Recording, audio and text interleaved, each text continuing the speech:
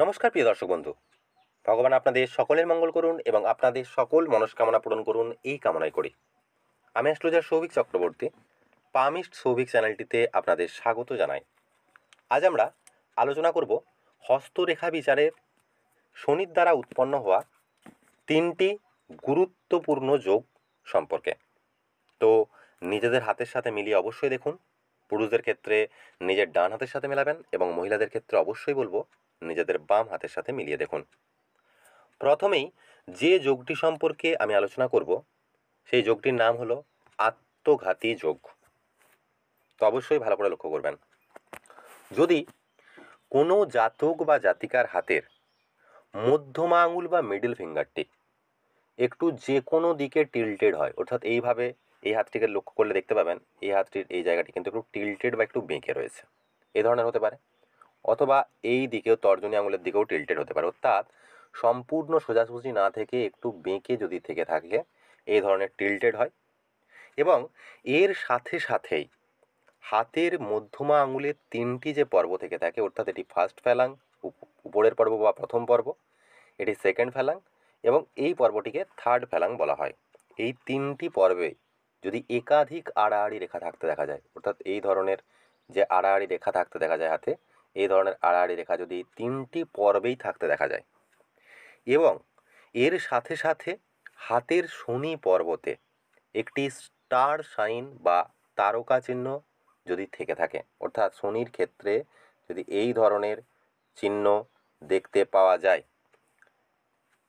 এই ধরনের চিহ্ন যদি, যেটি একেবারে 3টি বিন্দুতে একসাথে টাচ করবে, অর্থাৎ একই 3টি সরলরেখা একই বিন্দুতে এসে টাচ করবে, এইভাবে এইভাবে এইভাবে হতে পারে। যদি যে কোনো প্রকারে যদি স্টার চিহ্ন দেখতে পাওয়া যায় তাহলে কিন্তু এই যোগটি উৎপন্ন হয়। এইসব ব্যক্তিরা নিজের স্বভাব এবং নিজের ভুল সিদ্ধান্তের কারণে জীবনে কিন্তু অসফলতার মুখোমুখি হয় এবং এদের মধ্যে সুসাইডিয়াল টেন্ডেন্সি বা আত্মঘাত করার প্রবণতা কিন্তু দেখতে পাওয়া যায়। তাই অবশ্যই এই যোগটি থাকলে সচেতন থাকতে হবে। দ্বিতীয় যে যোগটি শনির দ্বারা উৎপন্ন হয় সেই যোগটি সম্পর্কে এবার আলোচনা করব। সেই যোগটি হলো অরিষ্ট যোগ বা অনেকে এটি আরিষ্ট যোগও বলে থাকেন। যদি কোনো জাতক বা জাতিকার হাতে শনি পর্বত বা হাতের এই মিডল ফিঙ্গারের ঠিক নিচের এই অংশটি শনি পর্বতটি যদি একটু দাবা বা একটু নিচু টাইপের হয় এবং হাতের নিম্ন মঙ্গলের ক্ষেত্র বা এই লোয়ার মার্সের মাউন্ট, এই জায়গাটি হলো লোয়ার মার্সের মাউন্ট, এই নিম্ন মঙ্গলের ক্ষেত্রটিও একটু নিচু এবং একটু দাবা টাইপের হয় এবং এখানে যদি প্রচণ্ড পরিমাণে ক্রস চিহ্ন থাকতে পারে এই ধরনের, বা এখানে এই ধরনের প্রচুর পরিমাণে এই ধরনের রাহু রেখা, গিজি গিজি রাহু রেখা থাকতে পারে। যদি এই ধরনের থেকে থাকে, নিম্নমঙ্গলের ক্ষেত্রটি একটু দাবা হয়, শনির ক্ষেত্রটি একটু দাবা হয় এবং এর সাথে সাথে যদি শনির পর্বত বা শনির ক্ষেত্রে বা স্যাটার্ন মাউন্টে আবার এই ধরনেরই স্টার চিহ্ন একটি উৎপন্ন হয়, এই ধরনের যদি স্টার চিহ্ন উৎপন্ন হয় তাহলে কিন্তু এই যোগটি ক্রিয়েট হয়। এবং এর সাথে সাথে আরও একটি জিনিস দেখা দরকার, হাতের চন্দ্র পর্বত, হাতের এই জায়গাটি হলো চন্দ্রের ক্ষেত্র বা চন্দ্রের পর্বত, এই চন্দ্র পর্বতে যদি এই ধরনের একটি ক্রস চিহ্ন, স্বতন্ত্র ক্রস চিহ্ন থেকে থাকে তাহলে কিন্তু এটি অরিষ্ট যোগ বা আরিষ্ট যোগ বলা হয়ে থাকে। এই যোগ থাকা ব্যক্তিরা শারীরিক বা মানসিকভাবে সম্পূর্ণ ফিট থাকে না বা কিছুটা রোগাক্রান্ত টাইপের থেকে থাকে। এদের কোনো বিষয়ে ফুল স্যাটিসফ্যাকশান মেলে না এবং এদের মাইন্ডও কিছুটা হলেও কনফিউজড থাকে। এরা জাদুটনা, তন্ত্রমন্ত্র বা কালা জাদুর প্রভাবেও প্রভাবিত হতে দেখা যায়। এই সব বিষয় থেকে এদের অবশ্যই সচেতন থাকা উচিত। এবার বলবো শেষ যোগ বা তৃতীয় যোগটি সম্পর্কে।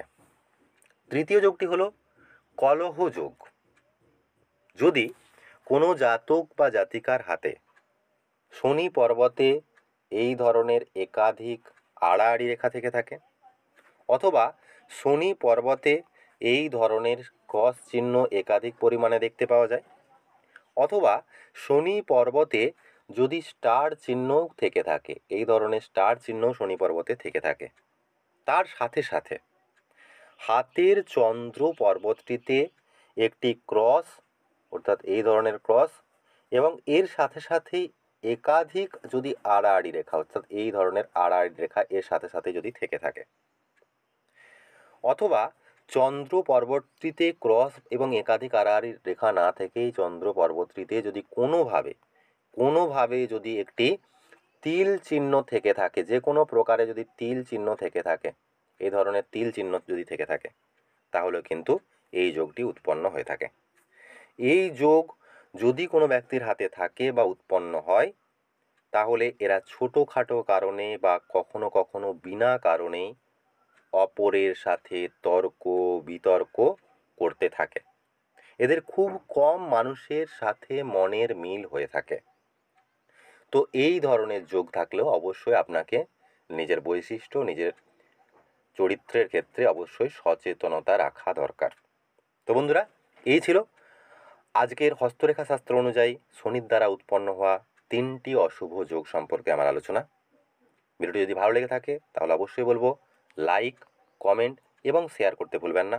আর আপনি যদি চ্যানেলটিতে নতুন হয়ে থাকেন তাহলে অবশ্যই বলবো চ্যানেলটিকে এখনই সাবস্ক্রাইব করুন এবং সাবস্ক্রাইব করে বেল নোটিফিকেশনটিকে অন করে দিতে ভুলবেন না।